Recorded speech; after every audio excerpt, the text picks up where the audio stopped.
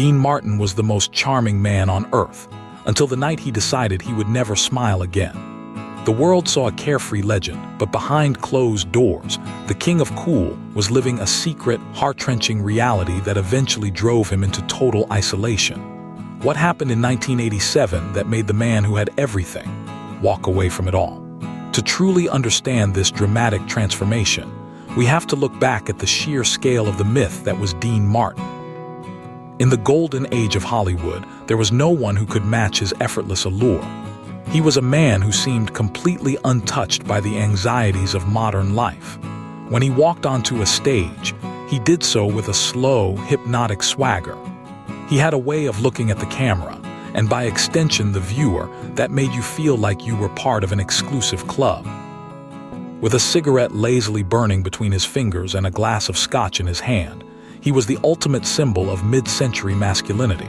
He made success look so easy that it seemed almost accidental.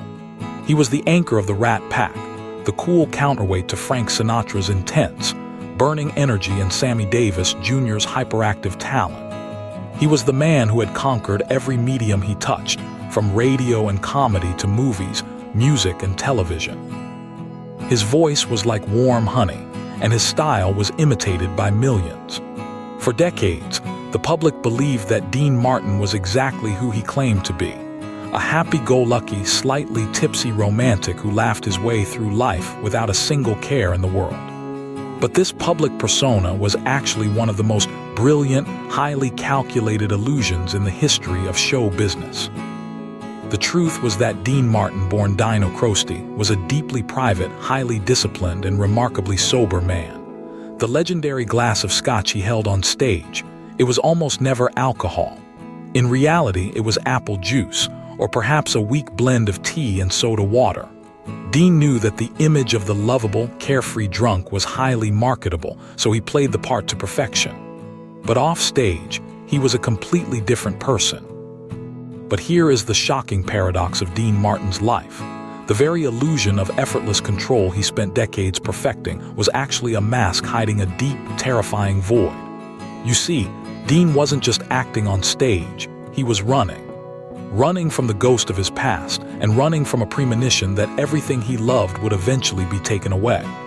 And in March of 1987, that premonition came true in the most horrific way imaginable. A single phone call would instantly destroy the myth of the King of Cool forever, revealing a shattered father who would never, ever recover. To understand the depth of this hidden vulnerability, we have to look at the daily reality of Dean's private life, which stood in stark contrast to his public image. He was a family man who absolutely loathed the chaotic, high-stakes Hollywood party scene. While Frank Sinatra and the rest of the Rat Pack were out painting the town red until the sun came up, Dean was usually long gone. He would slip away from the venue, drive himself home, and be in bed by 10 o'clock at night. His favorite pastime wasn't drinking in smoky lounges. It was sitting alone in his bedroom, eating a simple sandwich, and watching old Western movies on television. He was also a man who suffered from severe claustrophobia, a condition so intense that he hated riding in elevators and would often walk up dozens of flights of stairs just to avoid being trapped in a small box.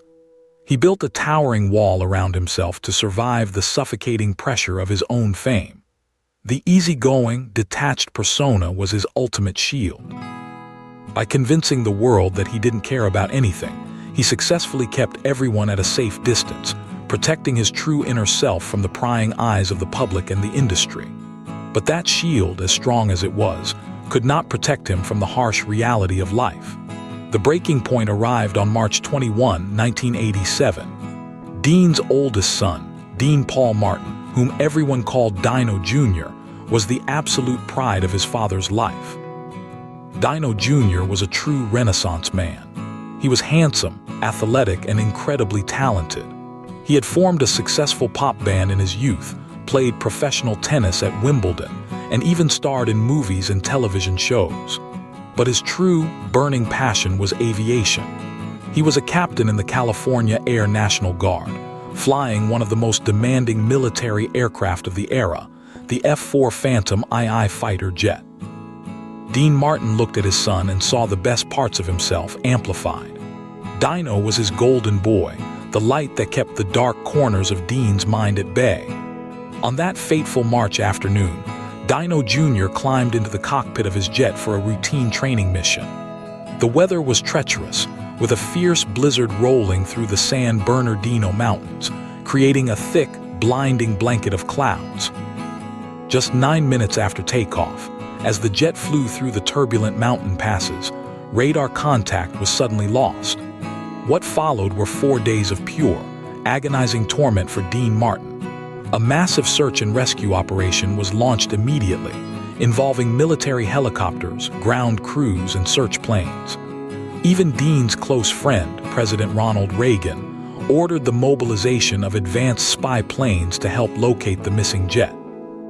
Back in his Beverly Hills home, Dean Martin sat in near-total silence. The carefree, joking showman was entirely gone, replaced by a desperate, terrified father who sat by the telephone, chain-smoking cigarette after cigarette, praying for a miracle that would never come. His lifelong friend Frank Sinatra rushed to his side, staying with him through the long, sleepless nights. Sinatra knew this specific pain all too well.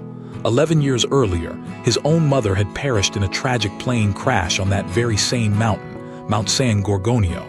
The cruel irony of the universe seemed almost too heavy to bear. On the 4th day of the search, the grim reality was uncovered. The rescue teams located the wreckage of the F-4 Phantom. The jet had slammed into a solid granite wall of the mountain at over 500 miles per hour. Dino Jr. and his weapons control officer had died instantly on impact. When the news was finally confirmed, a part of Dean Martin died along with his son.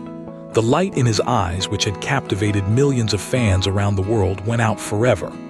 The effortless charm and the trademark smile vanished, never to return. He was a broken, grieving father, facing a depth of sorrow that no stage persona could ever hide.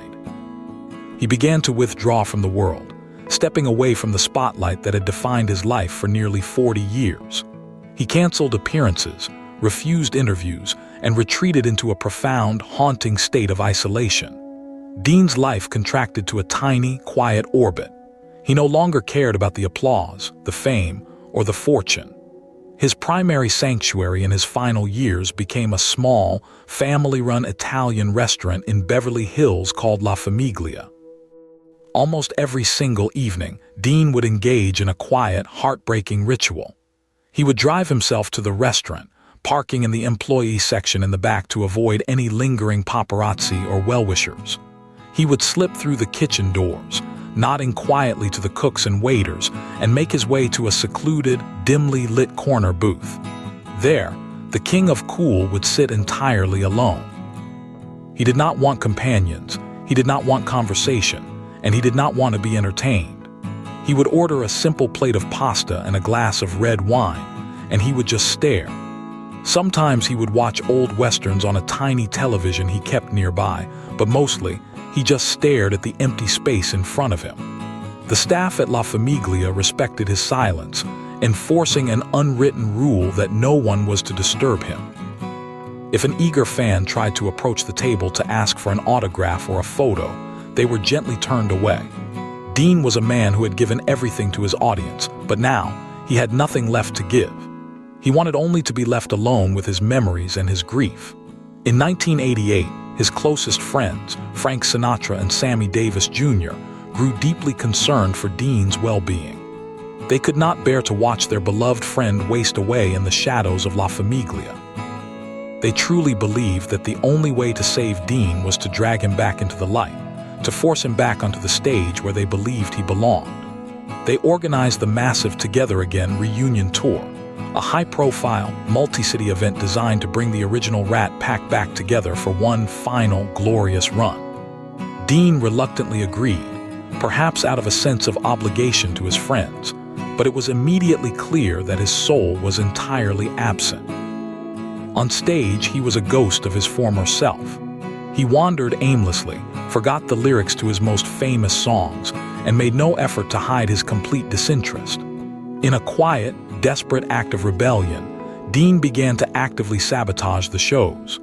He would blow cigarette smoke directly into the faces of the television cameras, complain openly about the venue lighting, and throw lit cigarettes at the equipment. He was telling his friends and the world that he did not belong there anymore. After just a few disastrous performances, Dean claimed he was suffering from a sudden illness, packed his bags, and flew back to Los Angeles. He abandoned the tour, walked away from millions of dollars, and let Liza Minnelli take his place. He simply did not care. The applause of thousands of people could not fill the void left by the loss of his son. He wanted only his quiet booth, his old movies, and his peaceful isolation. The tragedy of Dean Martin's final years is a powerful reminder of the immense human cost that often lies behind the masks of our greatest icons. We, as an audience, tend to freeze our heroes in time. We want them to remain forever young, forever smiling, and forever effortless. Behind the glittering illusion of the King of Cool was a real man, a father who suffered a loss so profound that it shattered the very foundation of his identity. When Dean Martin stopped smiling, it wasn't because he had grown bitter or difficult. It was because he had finally decided to drop the mask. He no longer felt the need to perform for a world that could never truly understand his pain. In the end, his retreat into silence was his final, most authentic act.